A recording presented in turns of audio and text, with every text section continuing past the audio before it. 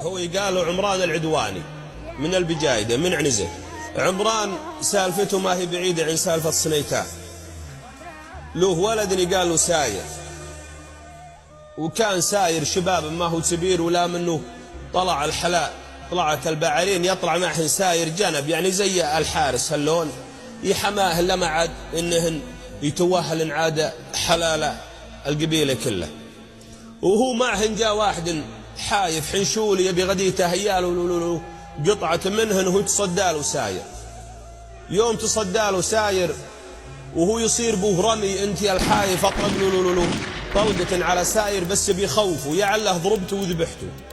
يمر يوم انه بلش هو بديرة عنزة ولا له مهج، لا هذه البيوت يا الله يشوفه على مبت الشوف، وهو يزبنه يبي يدخل دخيل على حد يفكه. بس يوم اقبل على البيوت وعادة للي مثل حاله هذا لا منه بغى يدخل ما يدور له بيت صغير، لانه عادة البيت الصغير يصير الرجال ضعيف، يعني امره يعني سهل.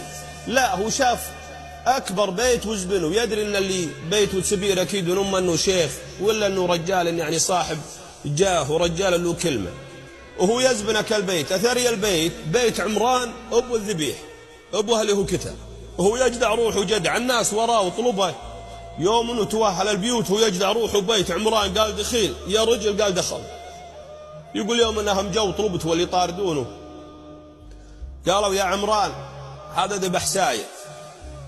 يمر يوم انه صارت فجعه، الرجال اول شين ولده مذبوح، وثاني شين اللي ذبحه صار دخيل عنده، وهو يدنج انت يا عمران، وهو ينكس يجمع قواه، هو يرفع راسه. قال الرجال دخل، واللي ذبح ساير مثل ذبحة الواحد من ساير الناس، يعني غيره ساير مثل غيره من الناس، توكلوا على الله.